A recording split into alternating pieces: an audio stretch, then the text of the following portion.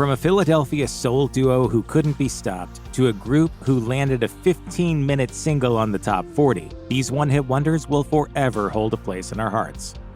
Melanie Thornton was one half of the Europop group La Bouche, along with singer Lane McRae. La Bouche was created by German producer Frank Farian, who worked with Boney M. and Milli Vanilli. In 1995, the group hit the Billboard charts with their song, Be My Lover. Thornton grew up in Charleston, South Carolina, where she started singing in her childhood, usually along to her mother's Motown classics. She moved to Germany in 1992, and a few years later formed La Bouche with McRae. While Be My Lover is the song the band is best known for, La Bouche had other popular songs within the dance music scene. Thornton decided to leave the group in 2000 to produce a solo album. While out promoting that album, she died in a plane crash at just 34 years old. After her death, her song Wonderful Dream was used in a Coca-Cola commercial, as had been planned before her fateful crash.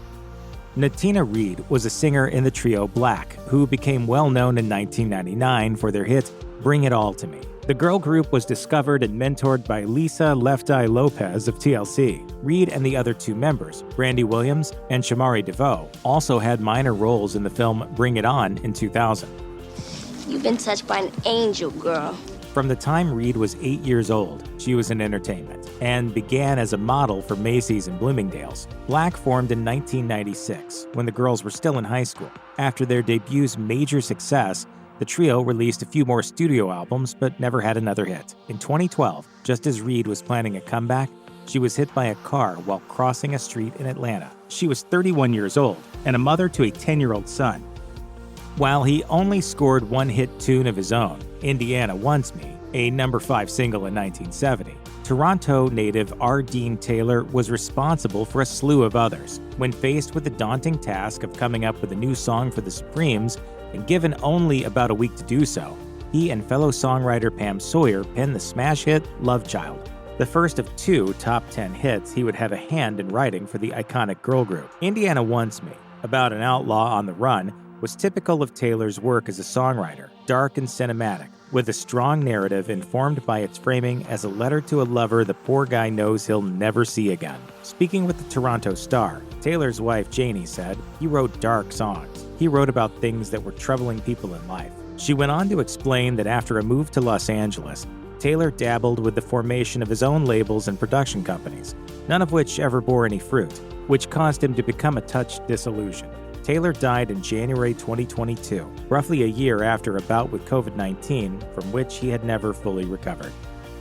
British blues rockers 10 years after had a pretty decent run of success in the late 60s and early 70s, notching 5 top 40 albums and a lone hit single, I'd Love to Change the World, which just cracked the top 40 in 1971. It may be that none of this success would have come their way if not for a few minutes that shook the guitar world. A sizzling, dizzying solo by singer and guitarist Alvin Lee, who peeled off said solo in the middle of an 11-minute rendition of I'm Going Home at Woodstock. The performance was captured for posterity in the legendary documentary film of the same name. Lee's inspired performance was a highlight of a festival that was full of those, and it's safe to say that the appearance raised his band's profile considerably. Lee remained active as a musician up until the end of his life, landing no fewer than 7 solo albums on the Billboard chart and releasing his final effort, Still on the Road to Freedom, just a year before his death.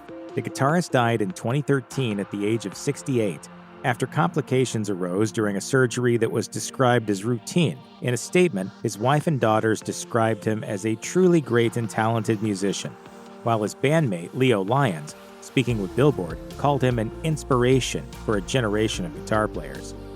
Phoebe Snow! You can sing, girl! Singer, songwriter, and guitarist Phoebe Snow's career might have gone very differently had fate not intervened. With a songwriting talent to match her formidable vocal chops, she debuted in 1974 with her self-titled debut album, which peaked at number 4 on the Billboard chart and yielded a single, Poetry Man, which went to number 5 in 1975. It was during this period, while enjoying the view from the top of the charts, that her daughter Valerie was born, unfortunately with severe brain damage that left her disabled for her entire life.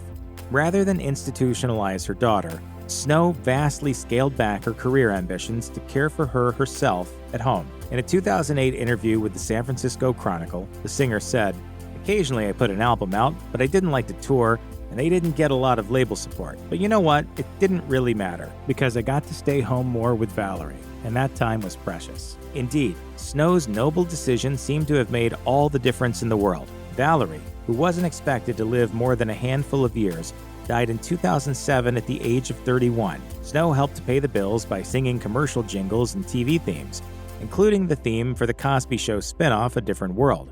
Peers were well aware of her greatness. She sang backup for Paul Simon and performed with the likes of Thelma Houston, Michael McDonald, and Boz Scaggs throughout the years. After suffering from a brain hemorrhage in 2010, she died in April 2011. While Stax and Motown were blasting their way onto the national music scene with their rollicking, punchy brands of R&B in the late 60s, a few visionary groups out of Philadelphia were taking a different approach. Favoring smooth harmonies over emphatic vocals and silky strings over blaring horn sections, these groups won over a large segment of the R&B audience with their Philly sound. Such classic tunes include La La Means I Love You and Didn't I Blow Your Mind This Time, both by the Delphonics, who were among the first purveyors of this smoother style. Vocalist Major Harris was a relative latecomer to the group, replacing the departed Randy Kane in 1971. After a 3-year run, Harris himself departed in 1975 to pursue a solo career, which may have been the final nail in the coffin of the Delphonics.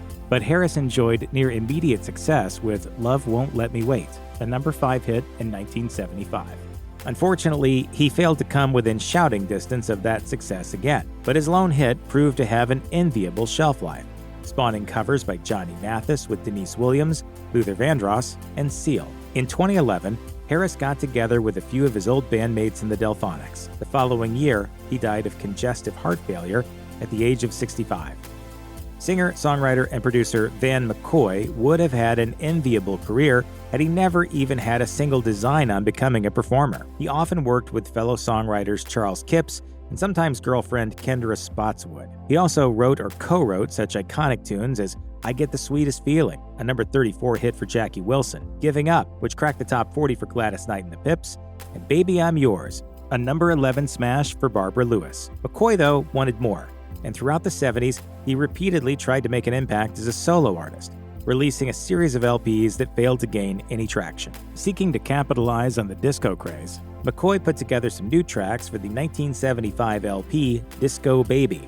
The last to be recorded was a lively tune anchored by an earwormy flute riff inspired by a dance that had been described to him by New York DJ and producer David Todd. The name of that dance was the Latin Hustle, and you have now probably gathered that McCoy was moved by his conversation with Todd to cut The Hustle, a smash hit that spent 15 weeks on the Billboard Hot 100 and peaked in the very top spot. After failing to grab lightning in a bottle again with several follow-up LPs, McCoy briefly returned to producing, but tragically, he had a heart attack and died in 1979.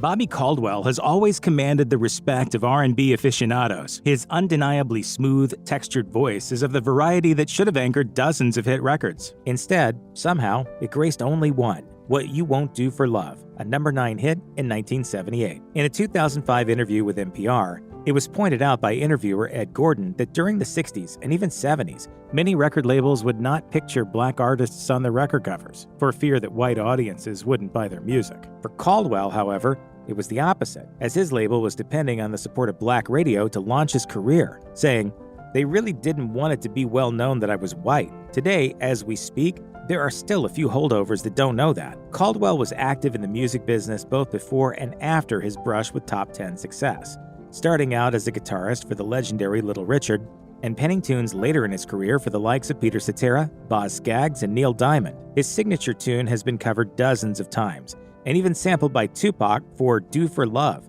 a posthumous number 21 hit for the rapper. Caldwell's final album, the brilliantly titled Cool Uncle, was released in 2015. In March 2023, his wife Mary announced via X, formerly known as Twitter, that he had died in his home at the age of 71 after years of health issues.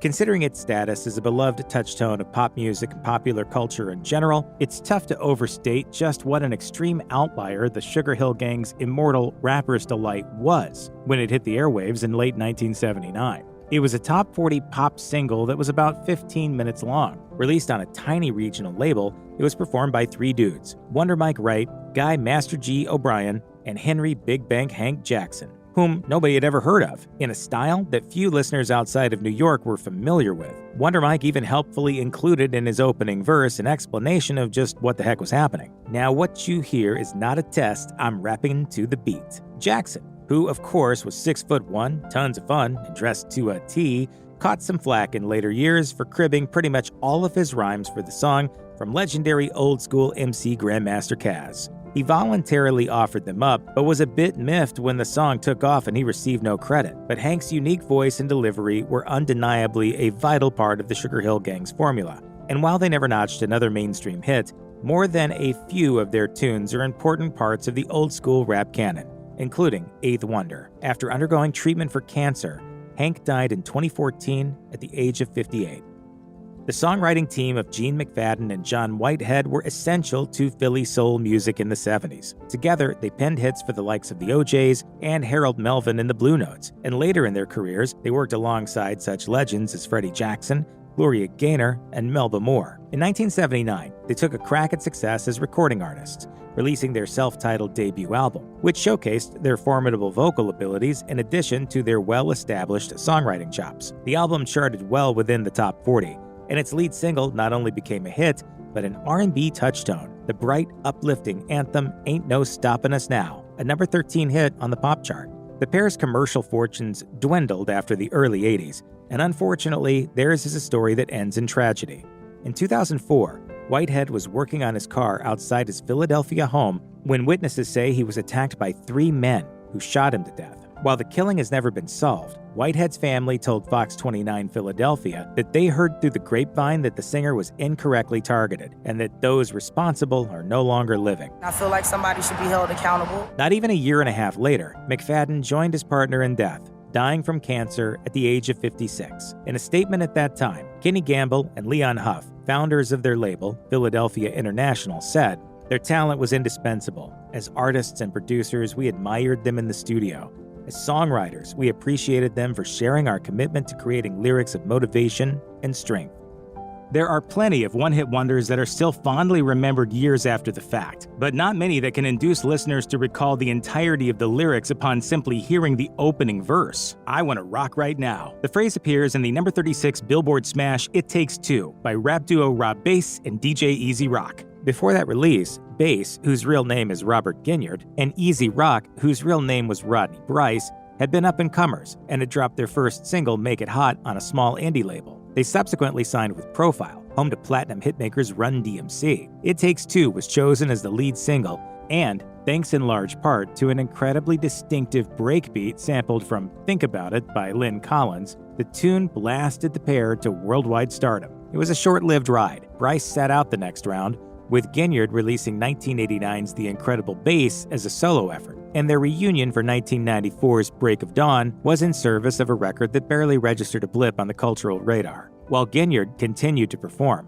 he never recorded another album, and after years of de facto retirement, Bryce died after a diabetic seizure in 2014. Ginyard posted a simple tribute to his musical partner on Instagram, writing, "R.I.P. Skip, DJ Easy Rock, my friend, my brother." Benny Mardones, by his own admission, might have been a bigger star if he had managed to avoid the pitfalls of fame that have claimed the careers and even lives of so many, namely drugs, and lots of them. In a 2011 interview with Songfacts, Mardones recalled, "I fell victim to the excesses of success in rock and roll at a young age. I was freebasing cocaine. When it was time to go on tour, I was nowhere to be found." He explained that he had committed the cardinal sin of rock and roll, adding, "I had a huge hit record, and the follow-up was almost non-existent."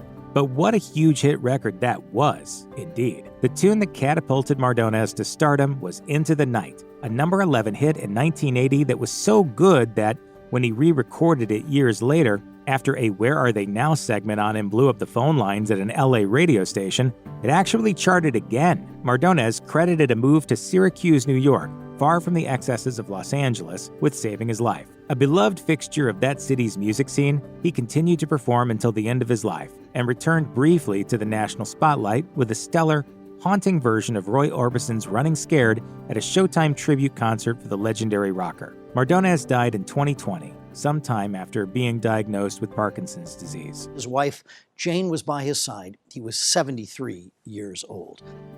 Randy VanWarmer was a guy who knew his way around a tune, and even if his efforts as a recording artist didn't leave much of an impression on the pop culture landscape, his songwriting certainly did. He penned country hits for the likes of Alabama, like their song I'm in a Hurry and Don't Know Why, and the Oak Ridge Boys with their song I Guess It Never Hurts to Hurt Sometimes. His tunes have been recorded by legends like Chet Atkins, Conway Twitty, and even the famously prolific songwriter Dolly Parton. VanWarmer recorded nearly a dozen albums of his own, and while most of the material went right under the radar of mainstream listeners, one solitary tune most certainly did not, Just When I Needed You Most, a number 4 hit in 1979 and one of the saddest songs ever recorded. After failing to even approach that tune's success, VanWarmer relocated to Nashville and embraced his countryside, penning tunes and scoring a couple of moderate hits on the country charts. Unfortunately, he didn't live long enough for the nostalgia circuit to come calling. In 2004, it was reported that VanWarmer had died of leukemia. He was only 48 years old. In an interesting footnote, the remains of VanWarmer,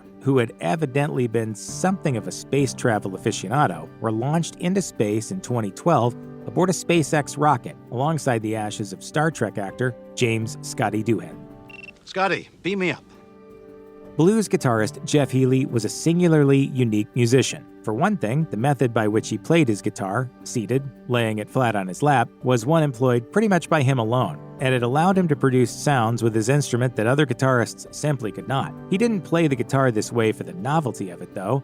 He had learned that way, and it was easier for him because he had been blind since infancy. Healey was gaining attention for his guitar prowess by the time he was in his teens, and after stints with a couple of bands, he formed his eponymous outfit in 1985. The Jeff Healey Band's debut LP, the amazingly titled See the Light, went platinum on the strength of its lone hit single, the gorgeous, moving ballad Angel Eyes, which went to number 5 on the charts. Subsequent releases failed to approach the success of that LP, and in later years, Healey pivoted to jazz, playing trumpet and guitar LPs like 2002's Among Friends and 2004's Adventures in Jazzland. Healey returned to the blues for one last album, 2008's Mess of Blues, but that year he died from cancer, a rare form of which had claimed his eyesight as a child.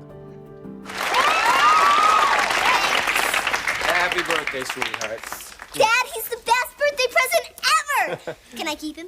For Tommy Page, a handsome and talented teen promoting his self-produced demo EP in New York City in the mid-'80s, success came a little more easily than it did for the likely hundreds of others fitting that description at the time. While working at a nightclub, Page was introduced to Mark Kamens, who was producing for a pretty darned popular young singer by the name of Madonna, and his boss, legendary Sire Records executive Seymour Klein. After landing a contract with Sire, Page dropped his self-titled debut album, which pretty much went nowhere. But then, luck struck again in the form of a chance meeting with red-hot boy band New Kids on the Block, with whom he shared a ride in a limo. Taking a liking to Page, the New Kids resolved to boost his fortunes. The Kids enlisted Page to open for them on their step-by-step tour, and they armed him with some new material, I'll Be Your Everything, featuring backing vocals by the New Kids' Donnie Wahlberg, Danny Wood, and Jordan Knight. The tune shot to number 1 on the pop chart, but despite huge pushes by Sire's parent company, Warner Brothers, Page was unable to duplicate his success. Abandoning his pop career, Page became a successful executive, first at Warner Brothers, then heading up the artist partnerships division of Pandora, before joining Billboard in 2011. But he was apparently experiencing mental health issues that few knew about. He died by suicide in 2017, prompting an outpouring of grief online from his musical collaborators and his past and present employers. Charles Pettigrew and Eddie Chacon, who comprised the vocal duo cleverly named Charles and Eddie, formed their partnership following a weird twist of fate. Speaking with The Guardian in 2020, Chacon described how, after releasing a massive flop of a solo record for Columbia and failing to get anything going out of musical partnerships, he had nothing to show for it but a few demo tracks produced by the Dust Brothers. Signed to a deal with Capitol A&R exec Josh Deutsch in the late 80s, a discouraged Chacon struck up a conversation with a young man who was clutching one of his favorite records, Marvin Gaye's Trouble Man. Marvin Gaye, 1972 Trouble Man soundtrack. Everything you missed, jammed into one album. I'll put it on the list. As it turned out, that man, Pettigrew, was also signed to a deal with Deutsch, yet somehow the pair had never met. Their friendship quickly turned into a partnership that produced an album led by a surprise smash single, Would I Lie to You, which blew up the charts around the world and went to number 13 in the US. That success, though, quickly turned sour when Deutsch departed for another label, leaving the pair stranded with no support. While the duo continued to send demos to each other in hopes of working together again, any hope of a comeback ended when Pettigrew died of cancer in 2001. Chacon says that he struggled with the loss of his friend and their one-hit wonder status for decades, only returning to record a proper album in 2020 at the age of 56. Rap duo Criss Cross may have been a borderline novelty act, comprised as they were of two barely teenagers who wore their clothes backward, but their recipe for success contained two pretty undeniable ingredients. In 1990, future super producer Jermaine Dupri, just 18 at the time, discovered the pair, 13-year-old Chris Mac Daddy Kelly and Chris Daddy Mac Smith, while the boys were shopping for new shoes at an Atlanta mall. Dupri would later tell Billboard that the pair were simply made out of charisma. People were paying attention. I said, if you have that captivation over people right now, if you had a record out, this might be ridiculous. When I met them, I said, what do y'all do? Light-skinned Chris said, we just cool.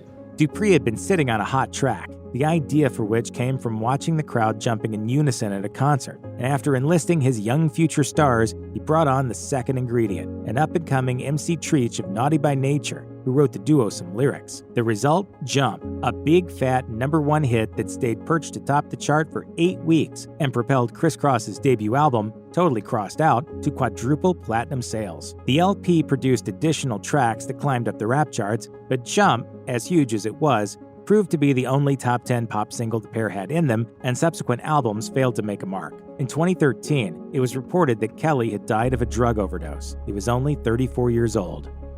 If you or anyone you know needs help with addiction issues, help is available. Visit the Substance Abuse and Mental Health Services Administration website or contact SAMHSA's National Helpline at 1-800-662-HELP, 1-800-662-4357.